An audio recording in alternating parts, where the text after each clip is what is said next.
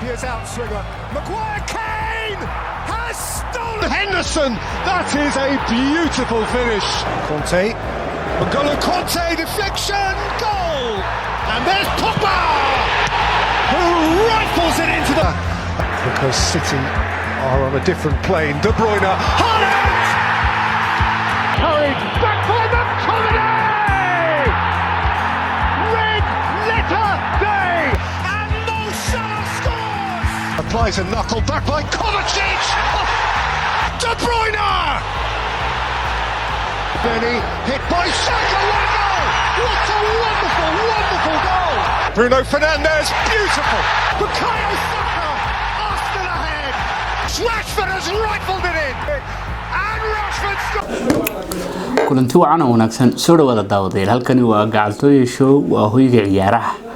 dabcan hadda waxaan rabnaa inaan la wadaagno ama aan idin sheegno latest transfer ama suuqa kala iibsiga ciyaaryahanadii ugu dambeeyay ee saacad ka hor soo dhigay ilaa iyo haddana la soo dhigayo dabcan waxa ugu horeeya Neves oo Ruben Neves oo Wolves u dheela dabcan Barcelona ayaa aad u daneynaysa oo doonaysa inay bedelka Sergio Busquets ka dhigi doonto iyo dabcan taas jirto Barcelona aad iyo aad ninka Portugalka u daneynaysa inay Busquets ku bedesho iyada oo Francis Kessie isna uu tagayo dabcan sidoo kale Manchester United baa waxay ka quraabanaysaa ama ay doonaysaa in ay dabcan Manchester United baa waxay wada qorsho ay rabto inay daafaca midig aad iyo aad soo xoojiso Ashraf Hakimi oo ah lambar 2 caalamka ugu fiican dabcan lambar 2 adduunyada hadda boqolkiiba ugu fiican una dhashay xulka Morocco dabcan sidoo kale ciyaaryahan u ciyaara kooxda PSG ay aad u daneynaysaa dabcan lagama yaabo laakiin in ay sii daayaan ama ay PSG fasixi doonto Ashraf Hakimi sidoo kale kooxdii Barcelona hayd ilaa iyo hadda waxay ka samrilaaday ninkii Bernardo Silva ay ka samrilaaday oo way doondoonay gambar gaaban bay ugu fadhiyaan warweyn baa yimi dabcan ninkii Sancho ahaa ciyaaryahankii hore ee Arsenal Manchester United Inter Milan oo nafis galiyo soo noolaaday oo dabcan muddo hore ay ugu dambeeyeen dabcan bogga ciyaaraha iyo dabcan waa hore ay ugu dambeysay oo dabcan loan iyo wax ku joogjoogay laakiin hadda waa soo noolaaday naf isgaliyay PSG ayay aad u daneynaysa inay keento kooxdii Manchester United ayaa la sheegay inay sanadkan wado qorsho ah inay striker fiican oo dabcan sida Haaland oo kale 30 gool ka badan dhalin kara dabcan inay keento waxayna ku rajo weyn tahay inay la soo saxiixato kabtanka xulka England Harry Kane iyo sidoo kale Victor Osimhen oo ah ciyaaryahan Nigerian oo ciyaara Napoli kuna guuleystay horyaalka wadanka Talyaaniga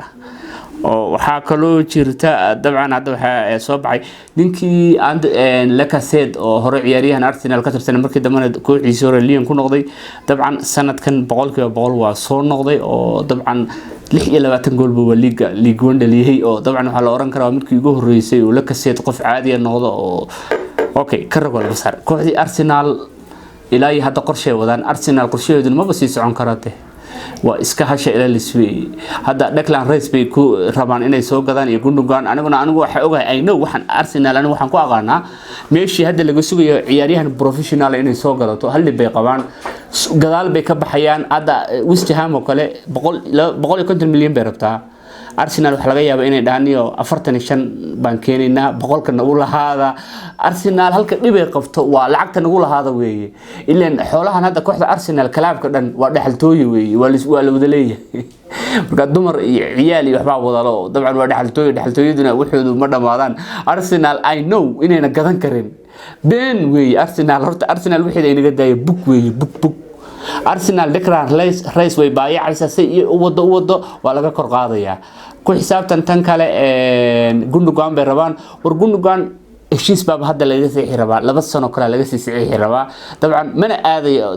nin arkaya kaab inuu qaado qolo baraanka ku dhisan ma aadayo inaga daay Arsenal say wax wadaan dadka Arsenal taageera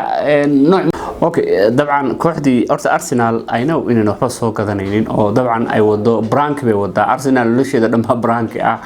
oo dabcan inay wax soo gadanayso I'm not sure ma hubo tan kale bal hadaynu kooxaha kale eegno kooxdii Chelsea oo wareersaneed oo Amisona aanu bixiyay oo dabcan UEFA hadda UEFA ka ma imaan UEFA Conference League ma imaan aduu waxay ku jirtaa kaalinta 15aad meelahaas ka dhigay liiga waxay ka dheelaysaa maxaa la dhahaa Botswana iyo Chelsea horta waa tiin dhintay way tiinkaas hadaan ku dhaho 500 oo milyan baa la galiyay half a billion baa la galiyay lacagta waxaana galiyeen ma American oo waxa wata dabcan odayga hore raashka iska lahaa xaasid buu ahaa faqrina waa aade lafahay ka gashay nin waxa yimi qadaadiicda iska wata oo dabcan iska gadanaya wax kasta ninkaasi lacag half a billion uu galiyay ilaa haddana wax ka soo naasacad ma Chelsea iyo Real Madrid waxay gambar gaaban ugu fadhiyaan ninkii ahaa Kylian Mbappe oo la leeyahay inuu taga laga yaabaa laakiin de Chelsea inay waxba hatta hadu Chelsea togo boss mu ka helaya Chelsea hadda afar line up way afartii line up hatta way isku wareersay si loo kala safaal la yahay si loo kala Chelsea inaga daayatiin inta way dadka marxuuminta kama hadlayna Chelsea inaga Chelsea Arsenal kama hadli kareen inaga daay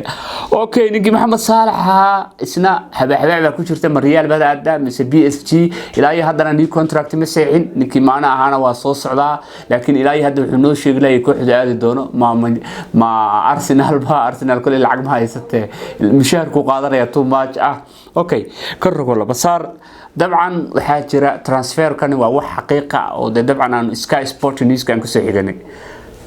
hadda kooxaha ugu badan ee Manchester City ciyaaryahanna u target oo dabcan waxana laga yaabaa oo sidoo kale warweyn baa jira kabiirkii baa noqonaya oo dabcan kabiirkii waxaan ka wadaa Lionel Messi baa Barcelona ku noqonaya macallin Xavi Hernandezna welcome buu ku dhaay soo dhawow iyaarkay soo dhawow mininka waay cambuulana la cun kabiirkii waa soo noqonaya Barcelona ku soo noqonaya lambarkiisina waa u diyaar kabiir hadaad maqashid waa ninka World Cup ka dabcan kooxdii Liverpool waa isdhistay oo dabcan ciyaaryahanna fara badan baa ka sii daayay oo loo diray inay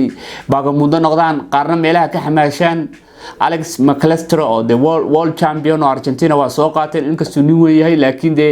waa la eegi doona dabcan taas kaba kaalay tan kale waxa jirta kooxdii Manchester United ahayd right back adduunyada ugu qaalisan bay rabaan garabka midig ee adduunka ugu fiican waa ninka Ashraf Hakimi la dhaho oo u dhashay dalka Morocco PSG na u dheela laakiin waxay rabaan inay lacag iyo isugu daraan Casemiro laakiin taasi macquul ma ahan malaynaya say ila tahay yani oo qariska xorin baa la dhahaa ninkii Xhaka ana waa mac salaamay Arsenal wuxuu dhahay meelan koob lagu qaaday mar rabo anu koob baan rabaa inaan qaado Arsenal hadaa timaadid kaablaan kugu dhacday way iska tagaysaa tan kale waxa jirta ninkii Kovac la oranayay dabcan iyo Monti Chelsea inay ka tagaan bay rabaan oo dabcan Montina wuxuu dhahay inuu fasax waa wareeray Chelsea hadda dhibaatada ugu badan ay haysata macallinkii loo magacaabo line up kan waa in de book loogu soo qoraa first line up second line up third line up fourth line up fifth line up ila 6 aduu 6 kooxood oo isku jirta way si loo kala safalalaayay Chelsea odayga yar iska lana dooday yar oo lacagtu ka badbadatay oo de waa nin American oo kaashweena cid alaal cid rabo soo gadanaya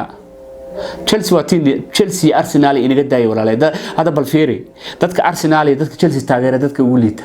Arsenal waa reer nervous way kulligood fiiri dadka Arsenal taageera kinin bay wataan jeebkooda wataan maana dhal waxaan ay macunaanba waxay og yihiin dhibaatada haysata Orintaas rakabtanayna waxa kale hadda jira saxaafada Ingiriiska ama jaraa'idada ka soo baxay inay qorayaan oo dabcan ninkii Casemiro ahaa wuxuu rabaa in Neymar la keeno oo dabcan Manchester United ku soo biiro laakiin Manchester United waxay rabtaa inay lacag iyo Casemiro ku soo bedelato Neymar taasina masuurtoobayso ka rabo laba saar waxa kale jirta kooxdii MBS iska lahaa boqor Maxamed Salmaankii dhaxaltooyada nimanka gaaska cabta ee Saudi Arabia inay iyaguna Champions League u soo bixeen muddo 20 sano ka bacdi